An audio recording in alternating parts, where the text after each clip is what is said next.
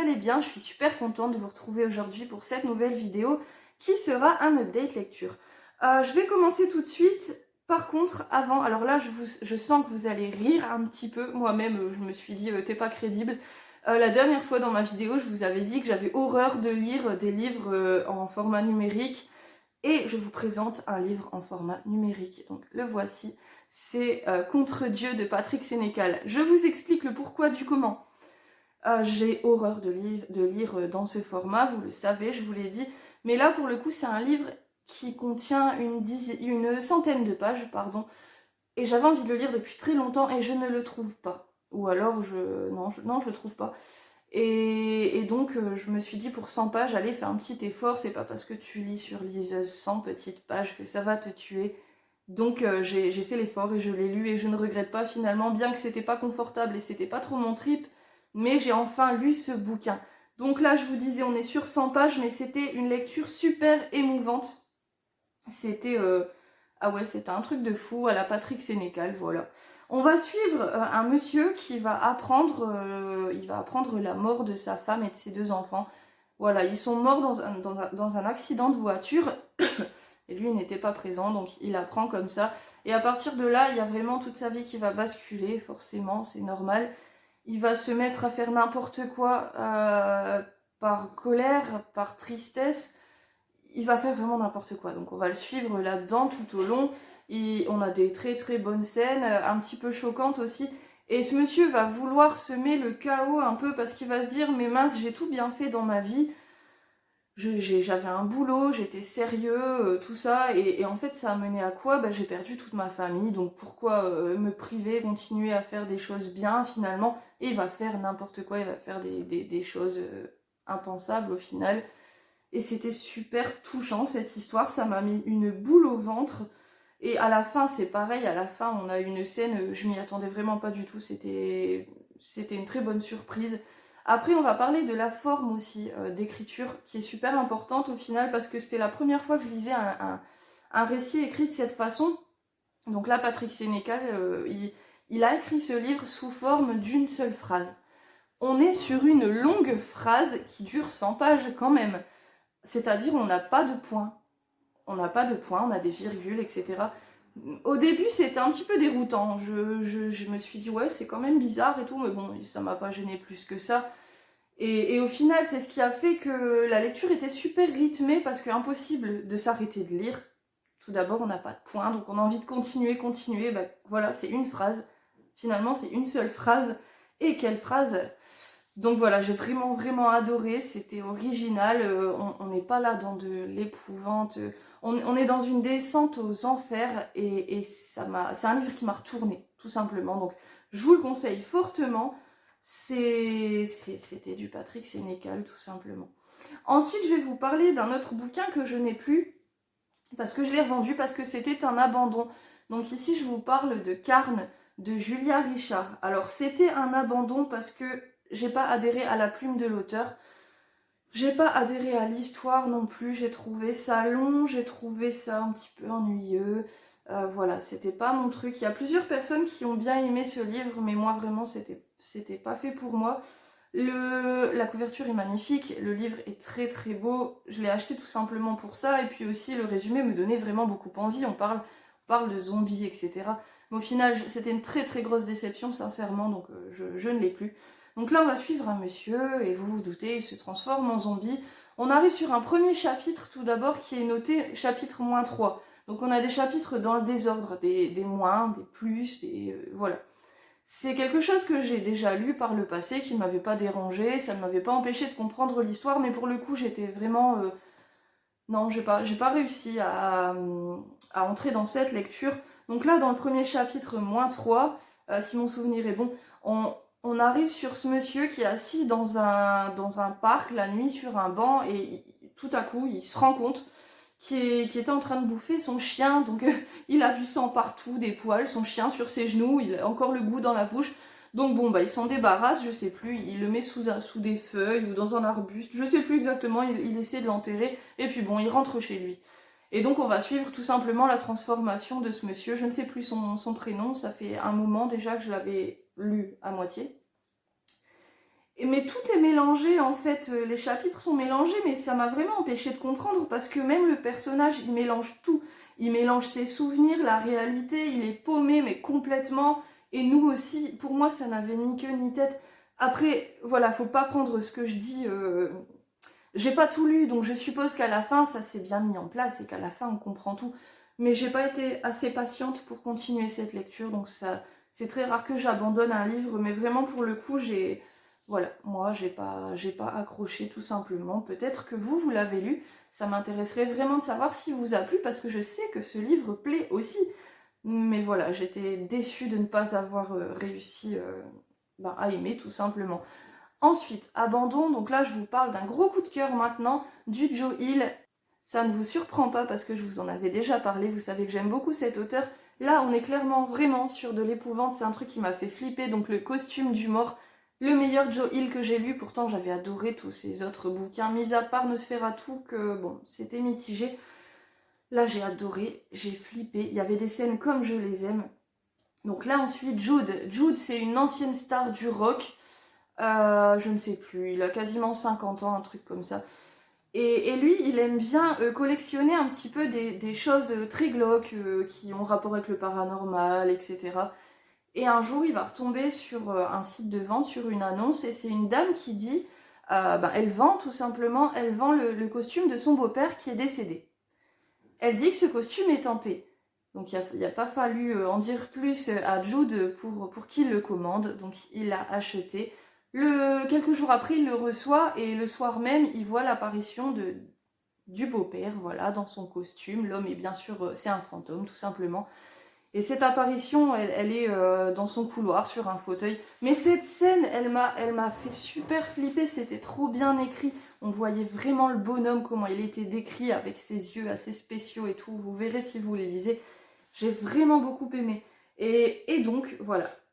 Il va être hanté par l'esprit de ce monsieur, mais il y a une raison à ça en fait. Est-ce que Jude, dans son passé, il n'aurait pas fait quelque chose qui aurait mis en colère ce monsieur pour que ce monsieur, après sa mort, décide de retrouver Jude et il va lui faire subir des trucs de dingue. C'était juste trop bien, tout le long. C'était super addictif, je ne l'ai pas lâché, je l'avais lu en même pas 2 jours, c'était juste excellent. Et là, on est sur un fantôme, sur un esprit, mais vraiment, comment dire, c'est super malsain. Parce que ce monsieur, quand il était encore vivant, il était genre un peu médium et tout. Et du coup, maintenant qu'il est en fantôme et qu'il hante Jude et ses proches, d'autres personnages du livre, bien sûr, il en profite pour faire passer des messages subliminaux aux oreilles des gens. Et ils font donc des choses sous l'influence de ce fantôme. Enfin, c'était vraiment trop bien. Je vais m'arrêter, sinon je vais tout vous spoiler. Mais c'était vraiment trop bien. Alors là, je le relirai. Donc je vous le conseille. Ensuite, je vous parle d'un bouquin que je vous avais montré quand j'avais fait la vidéo pour vous présenter ma bibliothèque. Et c'est du SF. Alors là, c'est L'homme bicentenaire de Isaac Asimov et Robert Silverberg. Oh, je pense que je l'ai à peu près bien dit, donc bravo moi. J'avais vraiment peur de me planter. Donc voilà, là il y a une adaptation qui a été faite au cinéma. C'est un film que j'avais vu avant de trouver le livre. Et j'avais tellement aimé, j'avais vraiment adoré. Et donc là j'ai trouvé le livre, donc je me suis empressée de l'acheter et de le lire. Donc ici on est dans un futur où tout le monde a des robots chez soi. Des robots un petit peu sous forme humanoïde, enfin voilà, qui ressemblent un peu à des êtres humains et tout. Et ces robots servent à faire, comment dire, le ménage, les tâches que les humains n'ont plus trop envie de faire, le bricolage, etc. Et là on va suivre une famille donc, qui s'appelle les Martins. Ils vont faire acquisition d'un robot. Donc cette famille a 2 petites filles. Et il y a une petite fille qui va vraiment s'attacher à ce robot. Elle va lui donner un prénom, il va s'appeler Andrew. Et la famille va vite s'apercevoir que Andrew, en fait, il a des sentiments, alors que c'est un robot, il ne devrait pas en avoir évidemment. Il a une conscience, il a même une âme d'artiste, il se met à sculpter des morceaux de bois et avec son imagination, alors que les robots ne devraient pas en avoir, on est d'accord, il crée des choses. Et ils vont tout faire en fait pour le pousser dans ce sens-là, lui dire de continuer et tout. Puis après, le robot lui-même va vouloir qu'on le considère comme un homme aux yeux de la loi, parce qu'au fur et à mesure de l'histoire, On voit bien que c'est un homme en fait, dans sa tête, voilà, il réagit comme les hommes. Et donc lui, bicentenaire, parce que ben, le robot ne meurt pas, donc il va voir comme ça les gens de la famille qui l'ont adopté, qui l'ont acheté, mourir, il va en rencontrer d'autres, etc. Et tout ça, ça va être un petit peu son combat, on va le suivre tout le long de son combat qu'il va mener durant mais tellement d'années. Et vraiment, j'ai vraiment adoré, c'est un livre qui m'a beaucoup, beaucoup touchée, c'est un truc qui fait réfléchir vraiment. C'est un petit peu philosophique, j'ai trouvé. C'était vraiment super bien, c'était très bien écrit et c'est le premier livre de SF que je lis qui a été un coup de cœur immense. Mais déjà, c'était couru d'avance parce que j'avais adoré le film. Voilà, je vous conseille le film et le livre. On a des différences entre les deux, mais les deux, honnêtement, ils étaient vraiment très très bien. Ensuite, je vous présente ici un Serge Brussolo, ça faisait longtemps. Donc c'est Le Rêveur d'ombre. Alors celui-ci, je l'ai lu il y a un moment déjà. J'avais bien aimé. Franchement, c'était pas mal. On va suivre Marie ici. Elle va être engagée en tant qu'infirmière dans un hospice. En tant qu'infirmière, mais plutôt en tant que dame de compagnie pour les personnes âgées qui vivent dans cet hospice. C'est des personnes qui sont atteintes un petit peu tous, hein, d'insomnie, ils ont vraiment du mal à s'endormir, donc elle va être appelée elle va être amenée à faire des rondes dans toutes les chambres pour les aider à s'endormir, elle va leur lire des bouquins, elle va discuter avec eux, etc. Et puis un jour, il y a un vieux monsieur qui va arriver dans cet hospice, et il va être très bizarre.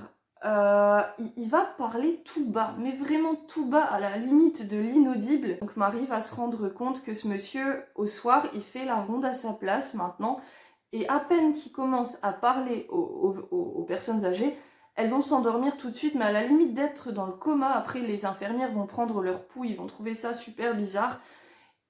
Et voilà, après, comment vous expliquer sans vous spoiler? Il va se livrer à Marie, il va lui expliquer les pouvoirs les pouvoirs qu'il a un petit peu avec sa voix, et il va vouloir lui passer le flambeau. Et là, je m'arrête parce que sinon, je vous raconte tout. C'était super original. C'est Serge Brussolo, il est super imaginatif. Et j'ai vraiment beaucoup aimé, comme d'habitude. Ça s'est lu tout seul. C'est un livre que je vous conseille. C'était pas son meilleur parce que pour moi ça reste la meute, hein. Je le dis tout le temps. Mais franchement c'était bien, j'ai pas été déçue. Ensuite, je vous présente une déception. Alors aujourd'hui, souvent d'habitude, j'ai souvent des coups de cœur, hein, moi. Là, il y a quelques déceptions, mais il faut aussi en parler. Donc c'est Le Seigneur des Guêpes de Iain Banks. J'avais entendu de très bons avis dessus. Donc je l'ai acheté et moi j'ai pas aimé du tout, j'ai trouvé ça long, j'ai trouvé ça ennuyeux, j'ai trouvé ça sans grand intérêt. Au final j'avais hâte de le terminer, donc je l'ai lu jusqu'au bout, je l'ai terminé, je me suis forcée parce que je me suis dit s'il y a autant de personnes qui ont aimé ce livre c'est que voilà, il y a forcément quelque chose. Et ben non, j'ai pas accroché. Ici on suit Franck, c'est un jeune homme qui vit chez son père. Et il va apprendre que son grand frère, s'est échappé de son asile. Parce que son grand frère, il a des soucis, hein, vraiment. Et donc il a été enfermé et là il s'est échappé. Donc on va suivre leur vie durant cette attente. Parce qu'ils savent que ce frère, il s'appelle Eric, il va rentrer à la maison. On suit donc, on les suit tous les jours. Et on se rend compte que Franck, il a un problème autant que son frère, voire même plus. Il va se mettre à nous raconter tous les meurtres qu'il a commis. Il a tué des gens de sa famille, des cousines, etc. En fait, il est juste super taré, c'est une famille de tarés. Et voilà, et c'est long, mais c'est long, c'est pas... Non, j'ai vraiment pas accroché, vraiment pas. Donc à la fin, on a une petite surprise, mais bon, pour moi, c'était un peu tiré par les cheveux. Ça m'a pas convaincu plus que ça, donc je vais pas parler 1 heure de ce bouquin parce que j'ai vraiment pas aimé. Dites-moi si vous avez apprécié ce livre, mais pour ma part, je ne le garderai pas non plus parce que je ne garde pas du coup les livres qui ne m'ont pas plu. Ensuite, alors là, là j'ai adoré. C'est un Paul Clive, donc c'est Cauchemar. Ici, c'est un livre que j'avais depuis longtemps dans ma palle, mais c'était le dernier qui me restait à lire de Paul Clive. Donc j'ai pris mon temps, j'ai voulu me le garder pour plus tard, et là j'ai craqué, voilà, j'ai pas pu le garder plus longtemps. Et j'ai retrouvé la plume d'un de mes auteurs préférés qui m'avait beaucoup manqué et ça a été super addictif comme d'habitude. Il faut savoir que Paul Cliff c'est un auteur de thriller noir, voire très noir, et j'adore. J'ai lu tous ses bouquins. Là il y en a un qui est sorti mais qui doit être traduit prochainement, m'a dit l'auteur parce que je lui ai demandé. Donc j'ai super hâte qu'il sorte en France. Ici on est dans une ville des États-Unis qui s'appelle Acacia Pines et on suit un flic qui s'appelle Noah. Donc on arrive sur une scène dès le début où Noah passe à tabac un monsieur. Il lui demande où est la petite, où est la petite. En fait, il cherche après une petite fille qui a disparu et le monsieur finit par lui dire il est dans une vieille ferme. Et donc Noah, il va tout de suite et il retrouve cette petite fille enchaînée dans une cave. Dans cette vieille ferme, il y a un matelas tout sale à côté, il y a un pot où elle fait ses besoins. Donc... Mais au final, c'est pas le mec qui a passé à tabac qui avait enlevé cette petite et on ne sait pas qui c'est. Alors le mec qui l'a passé à tabac, il a dit ça, mais c'était un coup de bol quoi. Il s'est dit elle peut être que là-bas, c'est une ferme abandonnée. Au final, on ne sait pas, puis il va se passer des choses et donc Noah, il va partir de cette ville, il va quitter sa femme, on va le retrouver 12 ans après, il est barman dans une autre ville. Et puis sa femme va le rappeler, elle va lui dire que cette petite a encore disparu. Enfin cette petite maintenant elle est majeure, elle a 18 ans, elle s'appelle Alyssa. Et donc, il va retourner dans cette ville, il va voir avec ses anciens collègues, donc un de ses anciens collègues qui est devenu maintenant shérif pour savoir s'il sait quelque chose sur cette affaire. Et ce shérif va lui dire qu'Alyssa se porte très très bien en fait, qu'il a eu au téléphone, et elle a juste eu envie de partir, c'est tout, c'est comme ça, elle a eu envie de prendre son envol. Mais malgré ça, Noah, il va vraiment avoir un doute, il va se dire non. Il a senti que quelque chose n'allait pas parce qu'il a eu lui aussi au téléphone. Et il est persuadé qu'il lui est arrivé quelque chose et qu'elle dit que tout se passe bien mais contre son gré, qu'on l'oblige à dire que tout va très bien. Et là c'est pareil, c'est une descente aux enfers vraiment, on va de surprise en surprise, c'était super éprouvant et addictif et on traite d'un sujet dont on ne traite pas beaucoup finalement dans les romans. Ça m'a vraiment plu, c'était vraiment original. Et la fin, oh non la fin franchement il y a un passage à la fin, j'étais genre, oh, non. Donc je sais pas s'il y aura une suite, mais j'aimerais tellement. Donc vraiment c'était un très très bon Paul Cliff que je vous conseille, comme tous ses autres bouquins d'ailleurs, aucun ne m'a déçu. Ensuite je vous disais dans ma dernière vidéo que j'étais en train de lire Hunger Games de Suzanne Collins, donc le premier tome. Après coup je me suis renseignée, apparemment il y en a deux et un presqu'elle je crois. Donc je suis pas certaine pour le dernier, mais je vais les acheter parce que j'ai vraiment adoré. C'est du jeunesse, enfin du young adulte. D'habitude c'est pas un truc qui me plaît, mais là vraiment j'ai pas senti ça, j'ai pas senti que c'était du young adulte finalement. J'ai vraiment bien aimé. Donc là, on est dans un futur très sombre où aux États-Unis il y a un jeu télévisé qui revient tous les ans. Et 12 jeunes filles et 12 garçons, ils sont tirés au sort en fait. Je ne sais plus, de 12 à 18 ans. Voilà, ils sont tirés au sort. Ils n'ont pas le choix. S'ils ont été tirés au sort, ils doivent participer à ce jeu. Donc c'est un jeu télé-réalité où les participants vont se retrouver soit en forêt, soit en montagne. Enfin voilà, ils vont être bien évidemment filmés. Et ils vont devoir s'entretuer jusqu'à ce qu'il n'en reste plus qu'un seul. Là, on va suivre une jeune fille qui s'appelle Katniss et elle se porte volontaire à la place de sa petite sœur parce que c'est sa petite sœur qui a été tirée au sort et elle a 12 ans.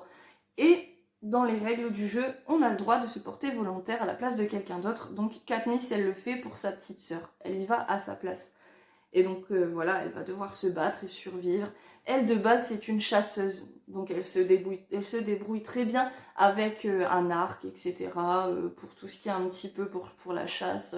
Donc ça va très bien, ça va bien se passer avec elle finalement, elle va bien s'en sortir. Mais il va avoir des scènes vraiment pas mal, des scènes où voilà, c'est un petit peu chaud et tout. On a aussi une petite histoire d'amour dedans, mais ça m'a pas gênée. Pourtant je suis pas romance, on n'est pas dans de la romance du tout. Hein.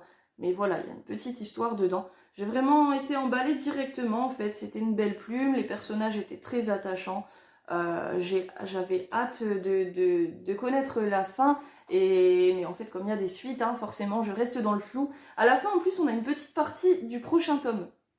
On a quelques pages, donc ça nous laisse encore plus sur notre faim. On a encore plus envie de découvrir la suite. Je les ai vus passer, donc je vais les prendre, c'est sûr. Et je vous les conseille. Et puis je pense que je vais regarder aussi les films, parce que du coup, après lecture, ben, j'aurai envie de découvrir ça. Et ben écoutez, voilà, petite vidéo de 20 minutes. J'en ai terminé pour aujourd'hui. Pour la prochaine fois, je vous ai prévu un book haul qui promet d'être vraiment sympa. Voilà, j'ai acheté plusieurs livres. Il y a des livres très très bien, donc j'ai hâte de vous les montrer. Je vous fais de très très gros bisous et je vous dis à très bientôt.